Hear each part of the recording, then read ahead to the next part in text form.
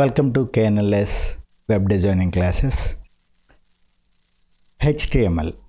మనం web designing అని అనగానే ఫస్ట్ ఆఫ్ ఆల్ మనకు కావాల్సిన పార్ట్ ఇందులో మనం చెప్పుకునేది HTML గురించి చెప్పుకుంటాం. సో ఇక్కడ HTML అంటే ఫుల్ ఫామ్ ఏమంటున్నాడు, హైపర్ టెక్స్ట్ మార్కప్ లాంగ్వేజ్ అంటున్నాడు. సో దీన్ని మొత్తం 4 పార్ట్స్ కింద డివైడ్ చేసాం, హైపర్ టెక్స్ట్ మార్కప్ లాంగ్వేజ్. ఇక్కడ హైపర్ టెక్స్ట్ అంటే ఏంటి? Hyper text allows users to navigate between related web pages by clicking on links. అంటే ఫర్ ఎగ్జాంపుల్ ఇక్కడ ఈ వెబ్సైట్ తీసుకోండి. మనం ఫర్ ఎగ్జాంపుల్ ఇక్కడ knls.in/courses అన్న వెబ్సైట్ తీసుకున్నాం. ఇందులో లింక్స్ చూడండి. ఫస్ట్ నావిగేషన్ బార్లో ఇక్కడ అడ్మిషన్స్, అదేవిధంగా online services, notifications, downloads and themes అని చెప్పి వేరు లింక్స్. ఇదొక లింక్. వీటిని ఇప్పుడు ఫర్ ఎగ్జాంపుల్ మనం దీని మీద క్లిక్ చేసాం అనుకోండి, ఆటోమేటిక్గా వేరే యొక్క పేజ్ ఓపెన్ అవుతుంది. ఇది డైలీ లైఫ్లో మనం చెక్ చేస్తూ ఉంది. మనం ఫోన్స్లో కానీ లేకపోతే మన ల్యాప్టాప్స్లో కానీ మనం ఏ వెబ్సైట్ యాక్సెస్ చేసినప్పటికీ కూడా ప్రధానంగా అక్కడ ఏముంటాయి, లింక్స్ ఉంటాయి. వాటిని ఏమంటున్నాం క్లియర్గా మన ఇదిలో చెప్పాలంటే కనుక కరెక్ట్ జార్గాన్ యూజ్ చేయాలి అంటే కనుక దాన్ని హైపర్ టెక్స్ట్ అంటాం. అలా లింక్ ఉండి ఆ లింక్ మీద క్లిక్ చేసినప్పుడు అక్కడి నుంచి ఇంకొక పేజీలోకి నావిగేట్ అవ్వడాన్ని హైపర్ టెక్స్ట్ లింక్స్ అంటాం. ఓకే, సో అదేవిధంగా నెక్స్ట్ వన్ ఏమని చెప్తున్నాడు, text. HTML used to create and structure textual content on web pages. అసలు మెయిన్ ఫస్ట్ ఆఫ్ ఆల్ మనకి ఏం కావాలి, ఒక వెబ్సైట్ అంటే సమ్ కంటెంట్ ఏదో ఉంటుంది, టెక్స్ట్ ఉంటుంది. ఆ టెక్స్ట్ని మనం స్ట్రక్చర్ కింద అంటే ఫర్ ఎగ్జాంపుల్ మొత్తం టెక్స్ట్ ఉందనుకోండి, చిన్న ఎగ్జాంపుల్ చూపిస్తాం మీకు. చూడండి, ఫర్ ఎగ్జాంపుల్ ఈరోజు క్లాస్లో మనం చెప్పుకునే టాపిక్ అంతా ఇది అనుకోండి, మన నోట్స్ ఇది. ఇలా చూపించాను. ఎలా ఉంది మీకు ఈ డేటా అంతా చూస్తే? కొద్దిగా క్లమ్జీగా ఉంది కదా. ఓకే, ఏదో చాలా జాగ్రత్తగా మీరంతా దీన్ని స్టడీ చేయాలి. ఇదే మ్యాటర్ని నేను కొద్దిగా రిచ్ టెక్స్ట్ ఫార్మేట్లో RTF అని చెప్పి అంటాం, వర్డ్ ప్యాడ్లో దాన్ని కొద్దిగా డిజైన్ చేశాను. ఇలా ఇదిగోండి, ఇది ఒక హెడింగ్. HTML అన్నది మెయిన్ హెడింగ్. ఇది ఇందులో కంటెంట్స్ ఏంటి, అదేవిధంగా వెబ్సైట్ అంటే ఏంటి, ఇది ఒక కంటెంట్. ఇది చూడగానే ఓకే ఇన్ని టాపిక్స్ ఉన్నాయి, మనం ఈ టాపిక్స్లో ఒక్కొక్క టాపిక్ని ఇలా ఎక్స్ప్లెయిన్ చేస్తున్నాం అన్నది దీనికన్నా ఇది బెటర్గా కనిపించింది. అంతే కదా. ఇప్పుడు చూడండి, దీనికి ఎంత వేరియేషన్ ఉంది. కంటెంట్ ఒకటే, మ్యాటర్ ఒకటే, కానీ దాన్ని స్ట్రక్చర్ వైజ్గా తీసుకొచ్చేప్పటికి అది ఎంత సింప్లిఫై అయింది. అదే దీన్ని ఇంకొద్దిగా ఎలివేట్ చేసి మనం దాన్ని ఇంకా నీట్గా గ్రాఫిక్స్తో ఇమేజ్తో ప్లేస్ చేసాం. అక్కడ చూడండి, ఫస్ట్ పేజ్లో ఇలా దీన్ని డివైడ్ చేసి చక్కగా సార్టెడ్ బుల్లెట్స్ అంటాం, వీటిని బుల్లెట్స్ అని చెప్పి చెప్తాం. ఈ బుల్లెటెడ్ టెక్స్ట్, అదేవిధంగా దాన్ని స్ట్రక్చర్డ్ వైజ్గా, పారాగ్రాఫ్ వైజ్గా ఇలా ఎప్పుడైతే డిజైన్ చేసామో కంటెంట్ ఈజీగా రీచ్ అవుతుంది. అంతే కదా. మెయిన్ పర్పస్ ఏంటి, మనం ఏదైనా చెప్పదలుచుకునే ఇన్ఫర్మేషన్ అయితే ఇదే. ఇందాక ఎలా చూపించాం, ఏమవుతుంది, క్లమ్జీగా ఉంటుంది చూడంగాతో. అసలు దాన్ని చదవాలన్న ఇంట్రెస్ట్ రాదు మనకి, దాన్ని చూడాలి, ఇంటరాక్ట్ అవ్వాలి, అది ఏంటి అన్నది చూడాలన్నా కూడా హెడేక్ వచ్చేస్తుంది మనకి. వేరే ఎప్పుడైతే దానికి కొద్దిగా డిజైన్ చేసామో, స్ట్రక్చర్ వైజ్గా డిజైన్ చేసామో, ఓకే కొంత మనం చూడంగాతో ఒక ఐడియా క్రియేట్ అవుతుంది. మొత్తం ఇందులో ఇన్ని టాపిక్స్ ఉన్నాయి, వీటి గురించి మనం మాట్లాడుకోబోతున్నాం అన్నది ఒక ఈజీగా ఐడియా క్రియేట్ అవుతుంది. క్లమ్జీనెస్ అనేది పోతుంది. అదేవిధంగా దాన్ని ఇంకొద్దిగా డెవలప్ చేసుకుంటే మనం ఒక PDF లేకపోతే ఇప్పుడు మనం పవర్ పాయింట్లోనూ ఒక ప్రజెంటేషన్ కింద ఇస్తే కనుక అది ఎలా ఉంటుంది, చాలా నీట్గా దాన్ని మల్టీమీడియా ఎఫెక్ట్స్, ఇమేజ్ లేకపోతే ఆడియో, వీడియో, విజువల్స్ వీటితో క్రియేట్ చేస్తే ఏమవుతుంది, ఆటోమేటిక్గా అది మనకి విజువల్ లుక్, ఆ ఫీస్ట్ బాగుండి దాన్ని ఇంట్రెస్ట్గా చదవబుద్ధి అవుతుంది. సో అదే ఇక్కడ వాడు డిఫైన్ చేస్తున్నాడు. అదేవిధంగా నెక్స్ట్ వన్ ఏమంటున్నాడు, markup. HTML third point, HTML uses tags to define the structure and formatting of web page elements. Okay, so దీన్ని ఎక్స్ప్లెయిన్ చేసుకోవాలంటే ఇప్పుడు ఫర్ ఎగ్జాంపుల్ మనం ఏం చెప్పాం, కంటెంట్లో హెడింగ్స్ ఉంటాయి, పారాగ్రాఫ్స్ ఉంటాయి. ఫర్ ఎగ్జాంపుల్ ఇక్కడ హెడింగ్, ఇది హెడింగ్ అని చెప్పడానికి ఇక్కడ ఏం చేశాడు వీడు, H1 అని చెప్పి ఇచ్చాడు. హెడింగ్ 1, హెడింగ్ 2, హెడింగ్ 3 అలా ఇచ్చుకోవచ్చు. అదేవిధంగా పారాగ్రాఫ్ అనుకోండి, పారాగ్రాఫ్ అని చెప్పి మనం ఇలా ఎలిమెంట్ ఇలా ట్యాగ్స్ క్రియేట్ చేయడం జరుగుతుంది. అదే ఇమేజ్ అయితే ఇమేజ్ అని చెప్పి ఇలా రకరకాల ట్యాగ్స్ని క్రియేట్ చేస్తాం మనం. ఓకే, సో ఈ మార్కప్ అంటే అదే, అంటే మనం ఒక్కొక్కటి ఇది ఏ టైప్ ఆఫ్ స్ట్రక్చర్, ఈ డేటా ఏంటి అన్నీ కూడా మనం ఏం చెప్తున్నాం. కంటెంట్ అంటే ఏముంటుంది, it's a media, either it may be text are image are audio or video. So ఇది టెక్స్ట్ ఇమేజ్ అనుకోండి, టెక్స్ట్ ఇమేజ్లో ఇది పారాగ్రాఫ్ లేదా ఇది హెడింగ్, ఇలా డిఫైన్ చేయడానికి మనం ట్యాగ్స్ వాడుకుంటాం, వాటిని మార్కప్ అంటాం. అంటే ఆ ట్యాగ్స్తో మార్కప్ చేస్తాం. ఇది మనం చెప్పబోయే కంటెంట్ పారాగ్రాఫ్ గురించి పారాగ్రాఫ్లో చూపిస్తున్నామా, ఇమేజ్లో చూపిస్తున్నామా, ఆడియోలో చూపిస్తున్నామా అన్నది మనం దాన్ని డిఫైన్ చేయటాన్ని మార్కప్ అని చెప్తాం. అదేవిధంగా నెక్స్ట్ వన్ ఏమంటున్నాడు, language. So HTML is a standardised language that web browser can interpret and display. అంటే ఇక్కడ HTML, ఇప్పుడు మనం వెబ్సైట్ ఓపెన్ చేయాలంటే మనకి ఏం కావాలి చెప్పండి, ఏదో ఒక క్రోమ్ అనో లేకపోతే ఫైర్ ఫాక్స్ అనో ఇలా రకరకాలు. ఇక్కడ చూడండి, ఫర్ ఎగ్జాంపుల్ ఇక్కడ ఇది ఫైర్ ఫాక్స్, ఇదేమో ఎడ్జ్ అని, ఇదేమో క్రోమ్, ఇలా రకరకాల మన బ్రౌజర్స్ వాడుకుంటాం కదా. ఈ బ్రౌజర్స్ అన్నీ కూడా సాధారణంగా ఈ ఎడ్జ్ అన్నది IE అని చెప్పి ఉండేది, ఫస్ట్లో ఇంటర్నెట్ ఎక్స్ప్లోరర్ అని చెప్పి ఉండేది, దాన్ని ఇప్పుడు ఎడ్జ్ కింద డెవలప్ చేశాడు. మీరు సిస్టమ్ OS ఇన్స్టాల్ చేయడంతోటి లేకపోతే ఈవెన్ మీ ఫోన్లో కానీ సిస్టంలో కానీ అసలంటూ ఆపరేటింగ్ సిస్టమ్ ఇన్స్టాల్ చేయడంతోటి డిఫాల్ట్గా ఏ యాప్స్ ఉన్నా ఏ యాప్స్ లేకపోయినా డిఫాల్ట్గా ఉండేది ఏంటి, మనకి ఐడియా ఉంది కదా, బ్రౌజర్ ఉంటుంది ఖచ్చితంగా, అందులో బ్రౌజర్ ఉంటుంది. క్రోమ్ బ్రౌజర్ కానీ ఫైర్ ఫాక్స్ కానీ లేకపోతే అదేవిధంగా ఎడ్జ్ కానీ, ఇలా డిఫాల్ట్ వచ్చేప్పటికీ ఎడ్జ్ ఎక్కువగా విండోస్ ఆపరేటింగ్ సిస్టమ్స్లో ఏంటంటే ఇంటర్నెట్ ఎక్స్ప్లోరర్ కానీ ఎడ్జ్ కానీ ఉంటుంది. అంటే వెర్షన్ బట్టి ఇట్ డిపెండ్స్ ఆన్ వెర్షన్. అదేవిధంగా క్రోమ్ ఫైర్ ఫాక్స్ మనం ఎక్కువగా ఏది యూజ్ చేస్తూ ఉంటాం, క్రోమ్. ఇది యాక్చువల్గా చెప్పాలంటే దీంట్లో ఫీచర్స్ ఎక్కువ కానీ మెమరీ ఎక్కువ ఆక్యుపై చేస్తుంది. ఓకే, అసలు మన టాపిక్ ఏంటి, ఇది మనం ఈ బ్రౌజర్ అన్నది ఏ లాంగ్వేజ్ని రికగ్నైజ్ చేయగలదు అంటే HTMLని మాత్రమే రికగ్నైజ్ చేస్తుంది. ఈ HTML ఫార్మాట్లో ఉన్న డేటా మాత్రమే అది. ఇప్పుడు మనం ఫర్ ఎగ్జాంపుల్ దీన్ని తీసుకెళ్ళి వేరే అదర్ ఫార్మాట్స్, వేరే లాంగ్వేజ్ సి లాంగ్వేజో జావానో ఇలాంటివి పడితే HTML ఆ బ్రౌజర్ అన్నది దాన్ని డిస్ప్లే చేయలేదు. సో ఇక్కడ హైపర్ టెక్స్ట్, సో డీటెయిల్గా మనకు ఒక ఐడియా వచ్చింది కదా, HTML అని చెప్తున్నాం కదా. HTMLలో ఉన్న ప్రతి పార్ట్ గురించి మనం ఒక ఐడియా అనేది క్రియేట్ చేసుకున్నాం. ఫస్ట్ వన్ ఏమన్నాం, హైపర్ అన్నాం. హైపర్ అంటే కనుక హైపర్ లింక్స్ అంటే కనుక ఆ లింక్ మీద క్లిక్ చేస్తే ఇంకొక పేజ్కి నావిగేట్ చేయడానికి ఉపయోగపడుతుంది అన్నాం. అదేవిధంగా టెక్స్ట్ అంటే మనం చెప్పదలుచుకున్న టెక్స్ట్ ఏదైతే ఉందో దాన్ని స్ట్రక్చర్ వైజ్గా డిస్ప్లే చేయాలి. సింపుల్గా ఇలా జనరల్ ఫార్మాట్లో ఇచ్చేస్తే కనుక అది నీట్గా ఉండదు కాబట్టి మనకు అర్థం కాదు, కాబట్టి దాన్ని స్ట్రక్చర్ వైజ్గా డిజైన్ చేసుకొని దాన్ని ఇంకొద్దిగా మోడర్న్గా చేయాలి అంటే కనుక ఇలా ఇమేజ్తో వాటితో లేఅవుట్ డిజైన్ చేసుకోవటం. ఇవన్నీ కూడా మనం ఏం చెప్తున్నాం,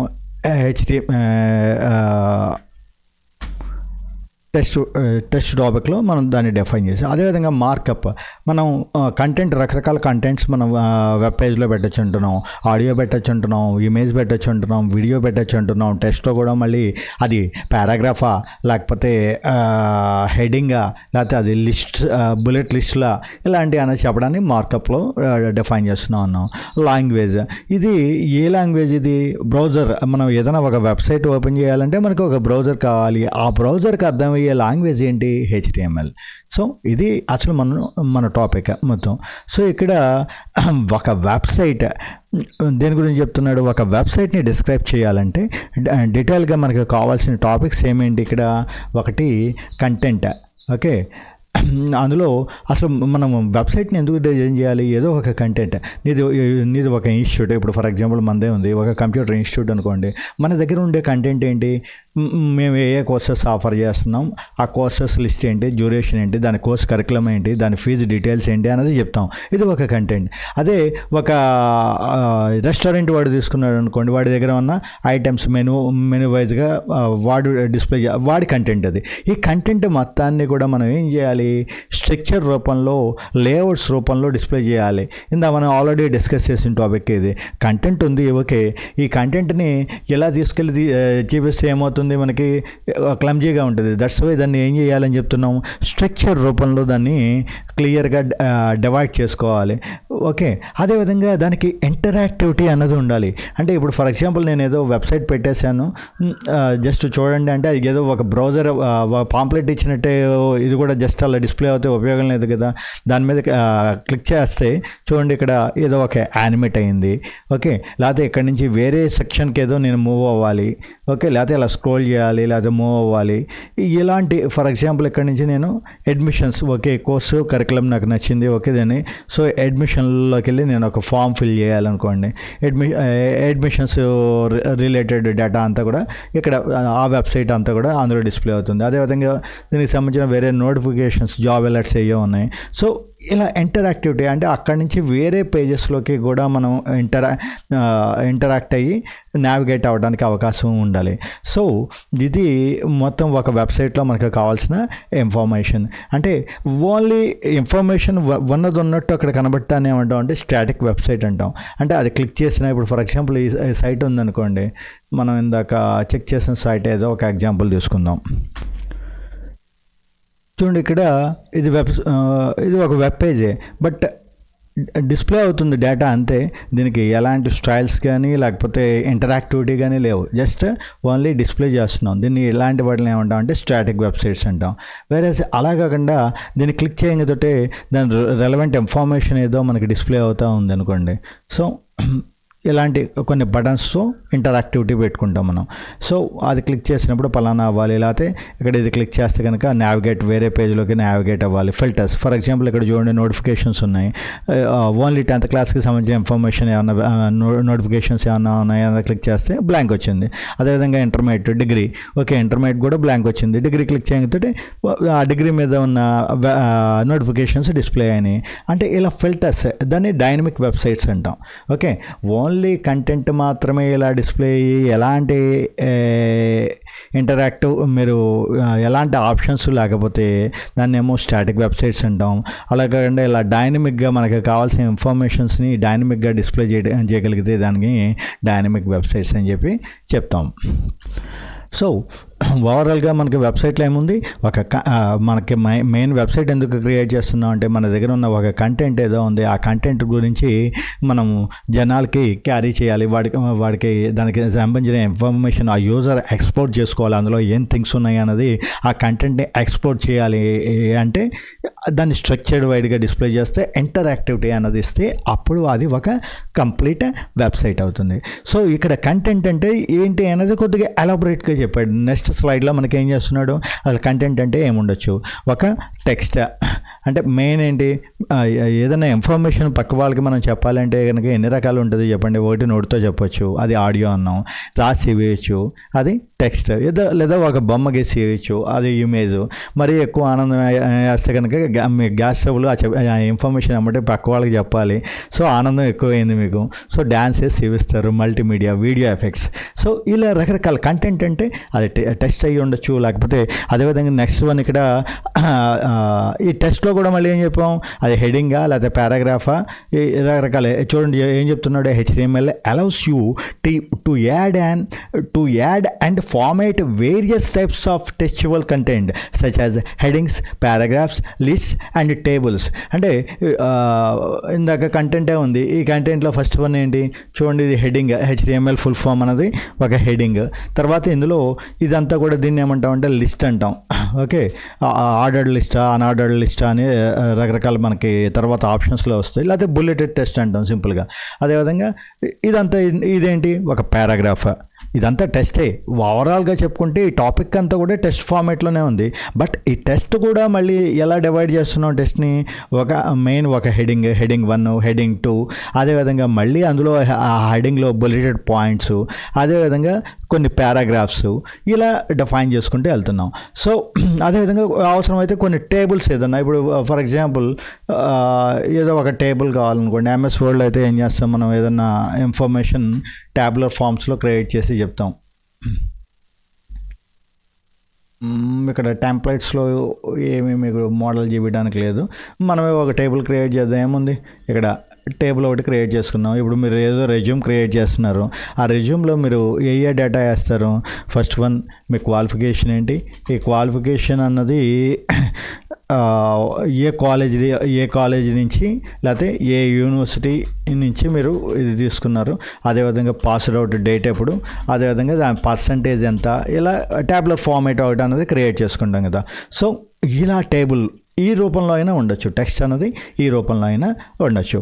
సో అదేవిధంగా నెక్స్ట్ వన్ కంటెంట్లో ఇంకోటి ఏమంటున్నాడు? హైపర్ లింక్స్ అంటున్నాడు.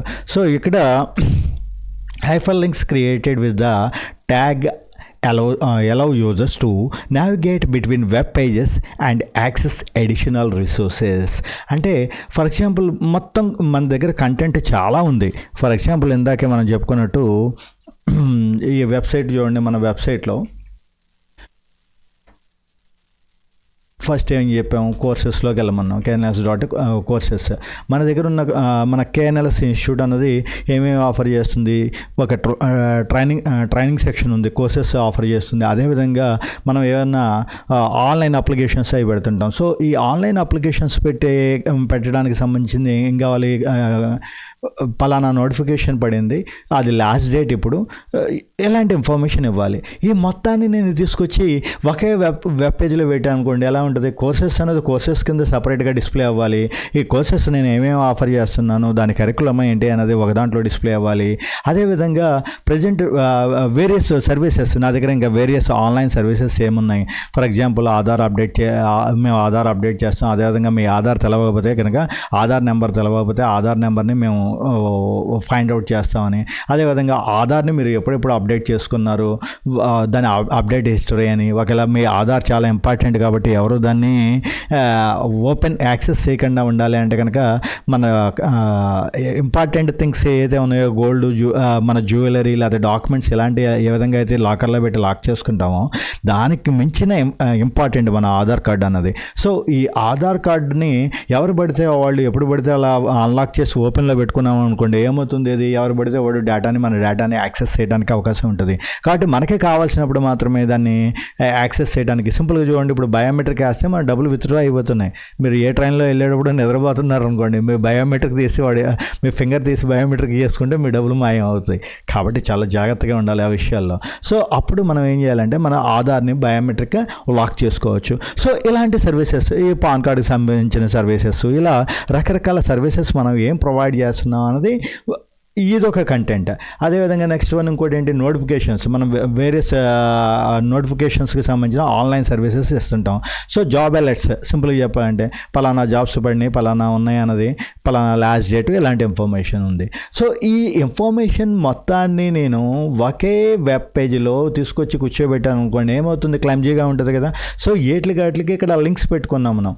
ఓకే, సో ఇది అడ్మిషన్స్ లింక్. అడ్మిషన్స్కి సంబంధించి ఇన్ఫర్మేషన్ ఏదైనా చూడాలంటే అడ్మిషన్స్లోకి వెళ్తాం. ఆన్లైన్ సర్వీసెస్ ఏమన్నాయి చూడాలంటే ఆన్లైన్ సర్వీసెస్లోకి వెళ్తాం. నోటిఫికేషన్స్కి సంబంధించిన నోటిఫికేషన్స్, ఇలా మనం వాటికి కేటగరైజ్ చేసుకొని దాన్ని డిస్ప్లే చేయటం అనేది జరుగుతుంది. సో అదేవిధంగా నెక్స్ట్ టాపిక్ ఏమంటున్నాడు? ఇమేజెస్.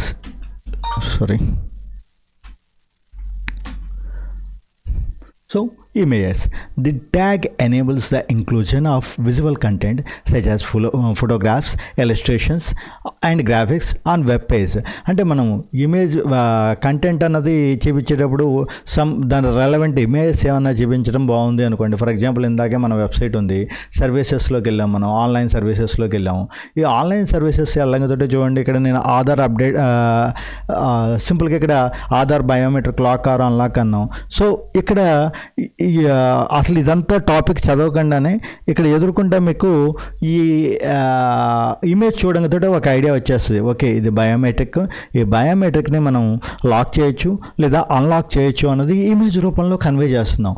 సో దీని గురించి వాడు టాపిక్ మనకి ఎక్స్ప్లెయిన్ చేస్తుంది. ఇలస్ట్రేషన్స్, ఫోటోగ్రాఫ్స్ లేకపోతే ఇలస్ట్రేషన్ క్లిప్ ఆర్ట్స్ ఇలాంటివన్నీ కూడా తీసుకొచ్చి మనం అక్కడ ఎంబెడ్ చేయటం అన్నది జరుగుతుంది. సో ఇక్కడ కంటెంట్ అన్నది ఫస్ట్ ఆఫ్ ఆల్ కంటెంట్ అన్నది టెక్స్ట్ రూపంలో చెప్పే కొన్ని ఉంటాయి. టెక్స్ట్ రూపంలో చెప్తా అట్ ద సేమ్ టైం మనం దాన్ని ఏం చేయాలి, విజువలైజ్ చేయాలి, వాళ్ళకి ఈజీగా క్యాచీగా ఉండాలి. మొత్తం అంతా కూడా దాన్ని చూడంగాతోటి ఒక ఐడియా అన్నది క్రియేట్ అవ్వాలి. ఫర్ ఎగ్జాంపుల్ చూడండి, ఇక్కడ ఫాస్ట్ పాన్ కార్డ్ అన్నాం. సో ఇన్స్టెంట్ పాన్ కార్డ్ అన్నాం, అది చాలా ఫాస్ట్గా వస్తుంది అనేదానికి దాని రెలవెంట్ ఇమేజ్ అనేది పెట్టాం. అదేవిధంగా ఫ్యామిలీ పానా, ట్రస్ట్ పానా అనేది ఇక్కడ ఒక ఫ్యామిలీ బొమ్మ తీసుకొచ్చి పెట్టాం. సో ఇలా దాని రెలవెంట్ ఇమేజెస్, ప్రతి టాపిక్కి కూడా దాని రెలవెంట్ ఇమేజెస్ అనేది మనం ప్లేస్ చేయడం అనేది జరుగుతుంది. ఓకే, అదేవిధంగా మల్టీమీడియా ఇంకొద్దిగా డీప్గా వెళ్ళినట్లయితే కనుక ఇంకా మనం దాని గురించి డీటెయిల్గా ఎక్స్ప్లెయిన్ చేయాలంటే మల్టీమీడియా ఎఫెక్ట్స్ అనేది ప్లేస్ చేయడం అనేది జరుగుతుంది. సో ఇలాంటి అంటే వీడియో కానీ ఆడియో కానీ ఇలా. మీడియా అంటే ఏంటి? టెక్స్ట్, ఇమేజ్, ఆడియో ఇలా. వేరేస్ మల్టీమీడియా అంటే ఏంటి? అన్నీ ఉంటాయి అందులో. టెక్స్ట్ ఉంటుంది, ఆడియో ఉంటుంది, ఇమేజ్ ఉంటుంది, వీడియో, అంటే అన్నీ కలిపి ఉండేదాన్ని మల్టీమీడియా అంటాం. అంటే మోర్ దాన్, ఇప్పుడు మనం ఒక సినిమా చూస్తున్నాం, ఒక చాప్టర్, ఒక క్లాస్ ఏంటంటే మనకి నిద్ర వస్తుంది, వేరే సినిమా చూస్తే నిద్ర రాదు. కారణం ఏంటి? క్లాస్ అనేది మీ టీచర్ ఓన్లీ ఏదో ఒక వైట్ బోర్డు మీదో లేదా ఇలా స్క్రీన్ మీదో టెక్స్ట్ మాత్రమే ప్లేస్ చేసి చెప్తూ ఉంటాడు, లేకపోతే వైట్ బోర్డు మీద చాక్ మనం మార్కర్ పెన్తోనో లేకపోతే బ్లాక్ బోర్డ్ మీద చాక్ పీస్తోనో వాడు డేటా ఏదో రాస్తుంటాడు. ఏమవుతుంది, అక్కడ ఒకటే మీడియా ఉంది, మోనో మీడియా. వేరే మరి సినిమా ఎందుకు మనకి నిద్ర రాదు, క్లాస్ మాత్రం ఎందుకు నిద్ర వస్తుంది అంటే క్లాస్ రూమ్లో మనకి ఒక మోనో మీడియా మాత్రమే ఉంటుంది, మల్టీమీడియా ఉండదు. వేరే అక్కడ సినిమా అనేప్పటికీ మల్టీమీడియా. బ్యాక్గ్రౌండ్లో మన దేవిశ్రీనో లేకపోతే తమనో ఎవరో ఒకళ్ళు ఆర్ఆర్ కొడతా ఉంటారు, మ్యూజిక్ ఇస్తూ ఉంటారు.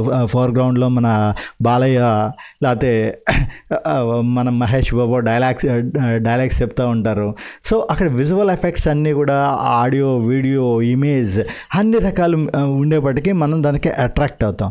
సో ఈ మల్టీమీడియా, మన వెబ్ పేజ్ కూడా ఎలా ఉండాలి, ఎవరన్నా ఈజీగా అట్రాక్ట్ అవ్వాలి అంటే మల్టీమీడియా రూపంలో ఉంటే కనుక అప్పుడు ఈజీగా మన కంటెంట్ అన్నది రీచ్ అవుతుంది. ఓకే, సో అదేవిధంగా నెక్స్ట్ వన్, ఇంకా దీని గురించి మనం చెప్పుకున్న టాపిక్ గురించి ఇంకొద్దిగా డీటెయిల్గా ఎలాబొరేటెడ్గా చెప్పాడు. ఇక్కడ టెక్స్ట్ కంటెంట్లో ఏముంటుంది అంటే టెక్స్ట్ ఉంటుంది అని చెప్పాం కదా. టెక్స్ట్లో మళ్ళీ ఎన్ని రకాలు ఉన్నాయంటున్నాడు. ఒకటి హెడింగ్స్.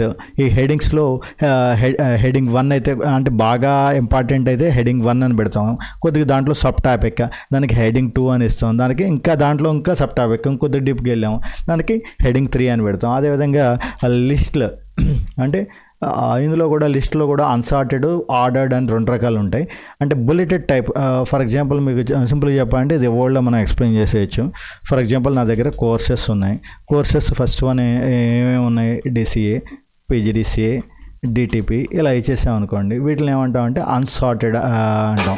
వేరే 1 2 3 4 నెంబర్లు ఇచ్చాం, సార్టెడ్ వైజ్గా నెంబర్స్ ఇచ్చాం. వీటిని లిస్ట్ అంటాం. ఈ విధంగా డేటాని డిస్ప్లే చేయడాన్ని లిస్ట్ అని చెప్పి చెప్పడం అనేది జరుగుతుంది. సో ఇక్కడ ఈ లిస్ట్.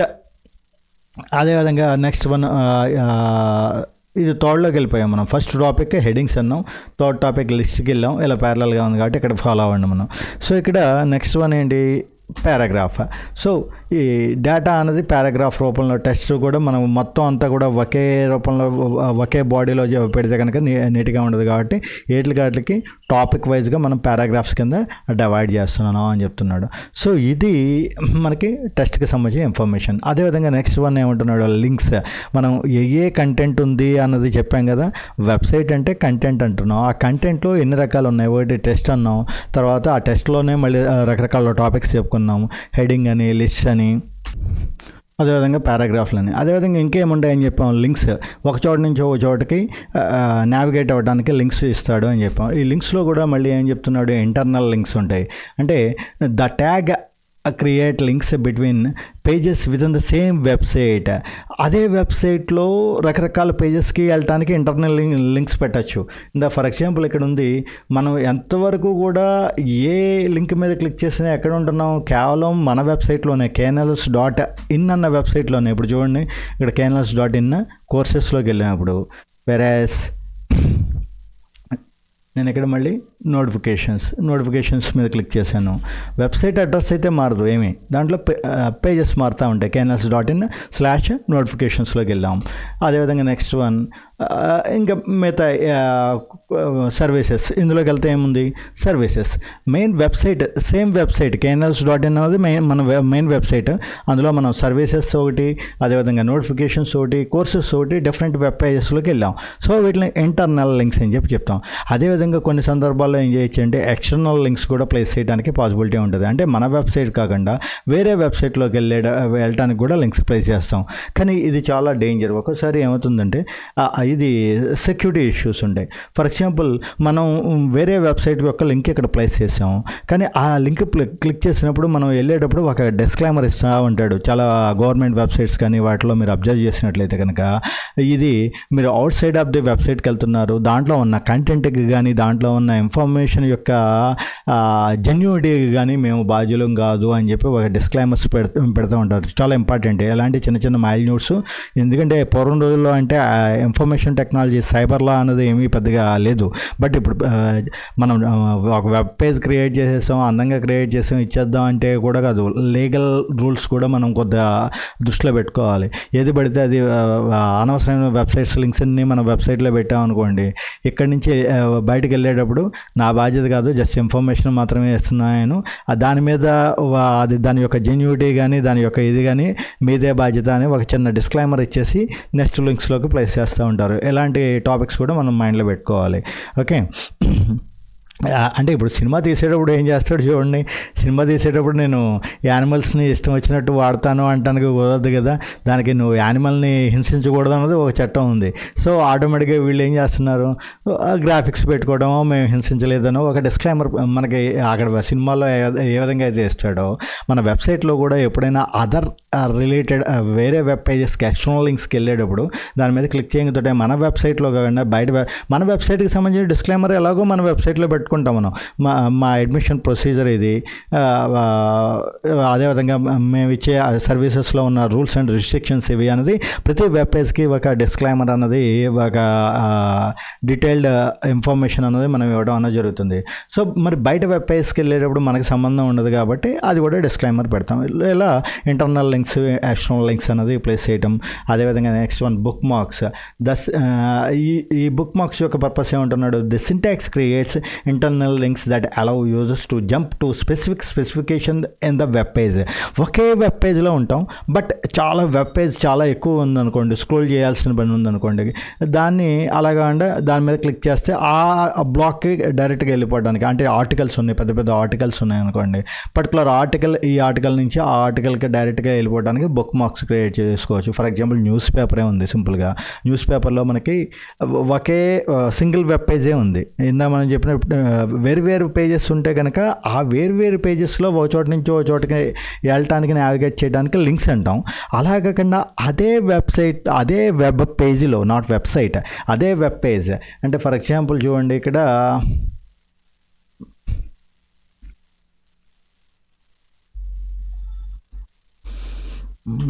ఏదన్నా ఒక వెబ్సైట్ ఓపెన్ చేసి చూద్దాం. ఈనాడు.net అని ఉంది అనుకోండి. ఇక్కడ ఇలా టాపిక్ చాలా ఇచ్చాడు కదా, ఎంత టాపిక్స్ ఉన్నాయి. ఈ టాపిక్స్లో ఇంత పేజీ స్క్రోల్ చేసేటప్పుడు మనం చూడండి ఇంత పేజ్ ఎలా స్క్రోల్ అవుతుంది. దీనికి సింపుల్గా మనకు ఏం చేస్తాడంటే, ఇక్కడ క్లియర్గా వీడియో ఏమి బుక్ మార్క్స్ క్రియేట్ చేసినట్లేడు.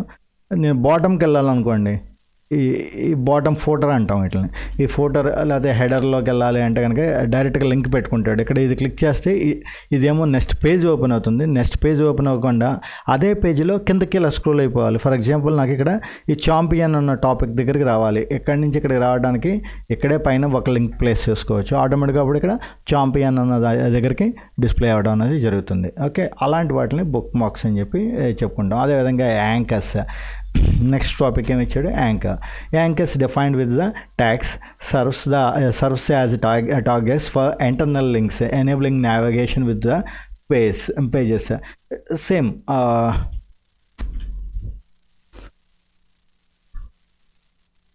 ఇక్కడ యాంకరు, బుక్ మార్క్ ఈ రెండు కూడా నావిగేట్ అవ్వటమే. అయితే యాంకర్ వచ్చేప్పటికి అవుటర్ అంటే ఆ పేజ్ నుంచి వేరే పేజ్కో లేకపోతే వేరే సైట్కి వెళ్ళిపోతుంది. బుక్ మార్క్ అంటే అదే పేజ్లో డిఫరెంట్ సెక్షన్స్కి వెళ్తుంది. ఓకే, అది డిఫరెన్స్ మనకి యాంకర్కి అండ్ బుక్ మార్క్స్కి ఉన్న variation.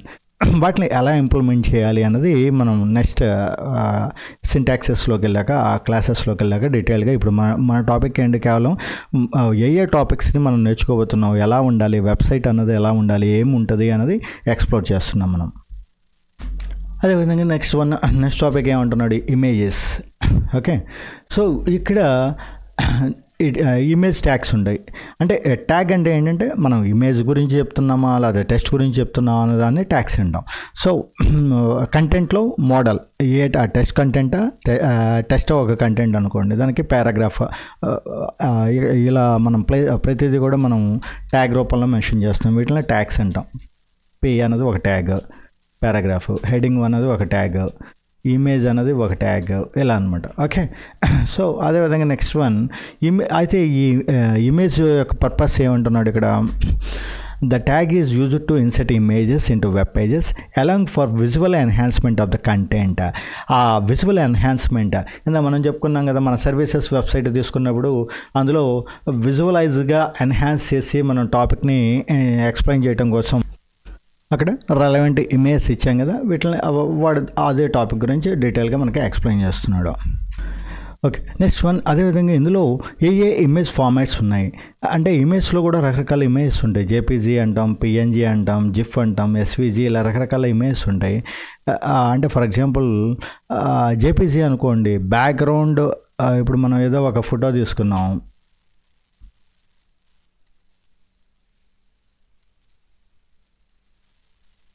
Just a minute.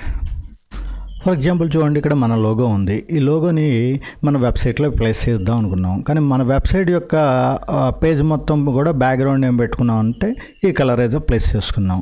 So ఇప్పుడు ఈ ఇమేజ్ని తీసుకొచ్చి నేను జేపీజీ ఫార్మాట్ అంటాం. ఇక్కడ ఏ ఫార్మాట్లో సేవ్ చేయాలి అనేది ఫార్మాట్స్ రకరకాలు ఉంటాయి. వాటిని ఎలా సేవ్ చేయాలి ఏంటి అనేది మీకు ఫోటోషాప్ క్లాసెస్లో వాటిలో డీటెయిల్గా వస్తుంది. సో అందులో చూద్దాం. జస్ట్ మీకు ఒక ఐడియా కోసం మాత్రం టాపిక్ ఏంటి అనేది ఐడియా కోసం ఎక్స్ప్లెయిన్ చేస్తున్నా, దాని ప్రొసీజర్ ఏంటి అన్నది తర్వాత చూద్దరు. సో ఇప్పుడు నేను తీసుకొచ్చి ఇక్కడ తీసుకొచ్చి పెట్టాను అనుకోండి. ఓకే, ఏమైంది, ఇది బాగానే ఉంది కదా, ఈ కలర్ బ్యాక్గ్రౌండ్లో మనకి కరెక్ట్గా ఇలా డిస్ప్లే అయింది బ్యాక్గ్రౌండ్ ఇది. అలాగండా దీన్ని ఇప్పుడు ఏం చేస్తానంటే చూడండి, ఇప్పుడు తీసుకొచ్చి పెట్టాను, ఏమైంది, దీనికి తేడా ఉంది కదా. ఇదేమో ఇక్కడ ఏమన్నా బ్యాక్గ్రౌండ్ ఉందా అంటే ఏది లేదంటే అనుకుందా, బ్యాక్గ్రౌండ్ ఉంది కదా, ఏముంది, ఏం బ్యాక్గ్రౌండ్ ఉంది, అది వైట్ బ్యాక్గ్రౌండ్ ఉంది. వైట్ కూడా ఒక బ్యాక్గ్రౌండే. సో ఈ వైట్ బ్యాక్గ్రౌండ్ తీసుకొచ్చి ఇలా పెట్టిన దానికి వైట్ బ్యాక్గ్రౌండ్ లేకుండా ఇదేమో థీమ్ ఏమో బ్యాక్గ్రౌండ్ థీమ్ అంతా ఏదో ఒక కలర్ పెట్టుకున్నా, దీన్ని తీసుకొచ్చి ఈ లోగోని ఇక్కడ పెట్టినప్పుడు లోగో ఇన్సర్ట్ చేసినప్పుడు మనకి ఇలా వైట్ బ్యాక్గ్రౌండ్తో ఉంటే బెటర్గా ఉందా, ఇలా ఉంటే బెటర్గా ఉంటుందా, ఇదేదో తీసుకొచ్చి పెట్టినట్టే ఉంటుంది కానీ ఇందులో ఒక పార్ట్ కింద ఉండదు కదా. సో ఇప్పుడు మనం జేపీజీ ఫార్మాట్లో తెలవగా నేను డైరెక్ట్గా సేవ్ చేసి ఇలా ఆ లేఅవుట్ మీద తీసుకొచ్చి పెట్టామనుకోండి, ఏమవుతుందంటే ఇలా వస్తుంది, బ్యాక్గ్రౌండ్ ఇమేజ్ వైట్ వచ్చేస్తుంది. కానీ దాన్ని ఏం చేయాలంటే పిఎన్జీ ఫార్మాట్ అని చెప్పి ఉంటుంది మళ్ళీ. సో ఆ పిఎన్జీ ఫార్మాట్లో సేవ్ చేస్తే అప్పుడు మీకు ఈ వైట్ బ్యాక్గ్రౌండ్ అనేది లేకుండా మీకు ఇమేజ్ వస్తుంది. సో ఈ ఫార్మాట్స్ గురించి కూడా మీకు ఐడియా ఉండాలి. చూడటానికి ఏముంది, వెబ్సైట్ సింపుల్గా ఇలా ఏదో 4 కమాండ్ రాసి పెట్టేశారు అనుకుంటారు, కానీ అందులో ఉన్న ప్రతి మైన్యూట్స్ కూడా చాలా వ్యాస్ట్ సబ్జెక్ట్ అది. ప్రతి టాపిక్ కూడా మనకి తెలిసి ఉండాలి, అన్ని రకాల ఆస్పెక్ట్స్లో కూడా మనకి తెలిసి ఉండాలి. అంటే ఇప్పుడు ఫర్ ఎగ్జాంపుల్ బిల్డింగ్ కట్టేటప్పుడు మేస్త్రికి ఏముంది, వాడు వచ్చి పురమాయిస్తుంటాడు అని అనుకుంటాం, చేసేవాడు ఎవడు, ఆ వర్కర్ కన్నా ఎవరికి గ్రేట్ అక్కడ ఆ డైరెక్షన్, అంటే యాక్ట్ చేసేవాడు ఎంత ఇంపార్టెంట్. ఈవెన్ చిరంజీవి పవన్ కళ్యాణ్ తీసుకొచ్చిన డైరెక్టర్ సరిగ్గా డైరెక్ట్ చేయకపోతే వాడి దగ్గర ఎంత టాలెంట్ ఉన్న ఉపయోగం లేదు కదా. సో సినిమా ఫ్లాప్ అయిపోతుంది కదా. వీడి యాక్టింగ్ క్యాపబిలిటీ కానీ డైలాగ్ క్యాపబిలిటీ కానీ వీడికి ఎక్కడే ఏం పోలేదు, వాడి క్యాపబిలిటీస్ వాడుకున్న యాక్టర్కి. బట్ వెరాస్ మెయిన్ టాపిక్ అంతా ఎక్కడ ఆధారపడి ఉంటుంది, డైరెక్టర్. సో చాలా ఈ డిజైన్ చేసేటప్పుడు ప్రతి టాపిక్ కూడా మీరు ఒక డైరెక్టర్ కిందే. ఓకే, సో అక్కడ దాన్ని ఏ విధంగా డిస్ప్లే చేయాలి, ఒక వెబ్సైట్ని క్రియేట్ చేయడం అనేది కూడా ఒక సినిమా తీయటం లాంటిది అనుకోండి. రకరకాల ఎలిమెంట్స్, రకరకాల డిపార్ట్మెంట్స్ ఉంటాయి అక్కడ. ఆ ప్రతి డిపార్ట్మెంట్ గురించి మీకు ఒక అవగాహన ఉండాలి అక్కడ సినిమా తీసేటప్పుడు. సిమిలర్లీ ఇక్కడ కూడా ప్రతి టాపిక్, నేను HTML వెబ్ డిజైనింగ్ చేస్తాను, నాకు ఫోటోషాప్తో సంబంధం లేదంటే ఉపయోగం లేదు. మళ్ళీ ఓకే, నీకు బాగా నాలెడ్జ్ ఉండి నువ్వు ఆ వర్క్ని వేరే వాళ్ళకి ఎంగేజ్ చేయడం వేరు. ప్రొఫెషనల్గా ఇప్పుడు నువ్వు సినిమాలో పాటలు అన్నది నీ టాపిక్ కాదు, డైరెక్టర్ టాపిక్ కాదు, కానీ కనీసం దానిలో ప్రైమరీ బేసిక్స్ ఐడియా ఉండాలి. పలానా రాగం అంటే ఏంటి, పలానా ఏది ఉండాలి, ఫాస్ట్ బీట్ ఉండాలా, అదే ఏది ఏదో దానికి సంబంధించిన కొన్ని టాపిక్స్ ఉంటాయి కదా, దానికి సంబంధించిన మినిమం అవగాహన అన్నది ఉండాలి. సో ఇక్కడ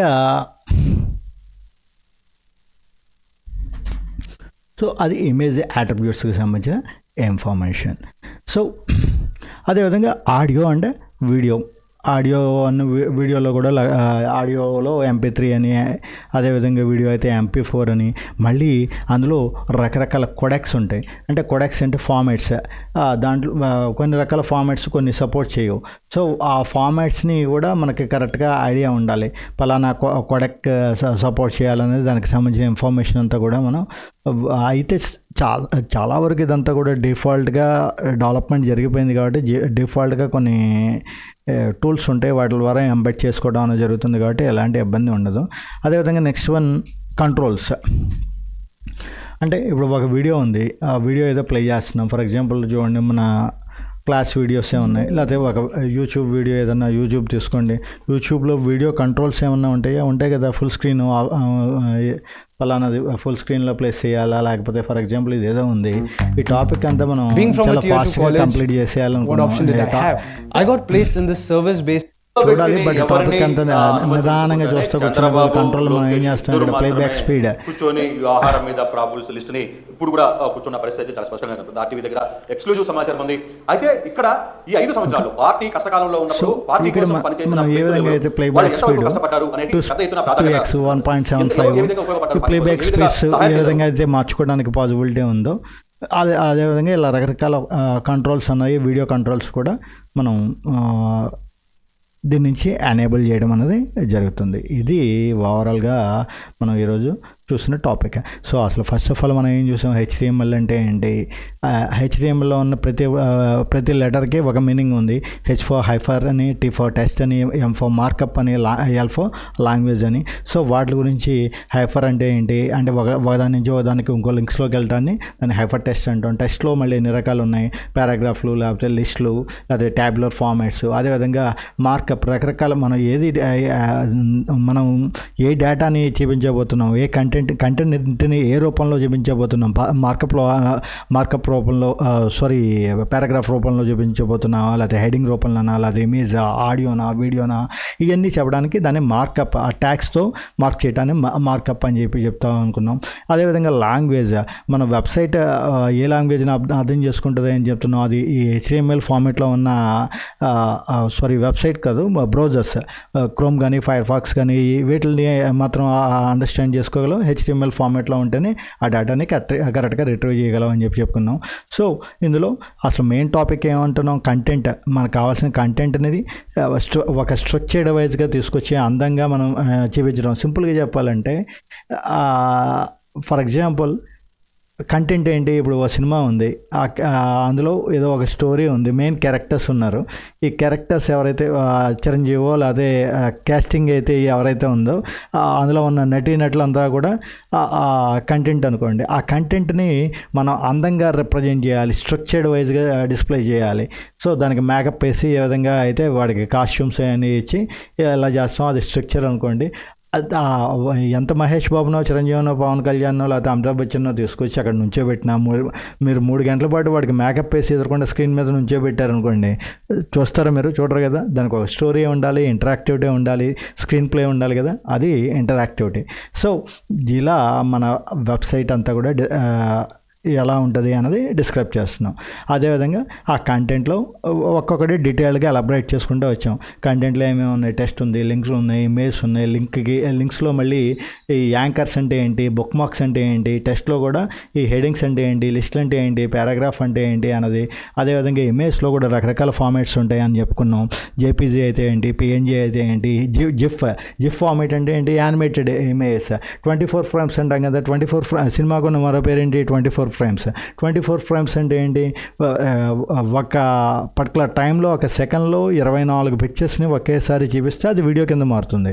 అది కొద్దిగా డిలే చేస్తే తేడా వస్తుంది. సో ఆ 24 ఫ్రేమ్స్ అన్నది video is nothing but the sequence of pictures కదా. సో ఇప్పుడు మనకి ఆల్రెడీ మీరు వాట్సాప్లో టెలిగ్రామ్ మీకు చెప్పేదే ఉంది. వాట్సాప్లో వాటిలో మీరు ఎక్కువగా వాడేది జిఫ్ ఫార్మాట్సే కదా.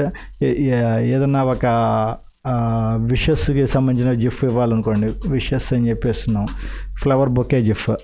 ఓకే, ఫ్లవర్ బొకే పిఎన్జీ కాకుండా జిఫ్ ఏమవుతుంది ఇది ఇస్తే ఇక్కడ.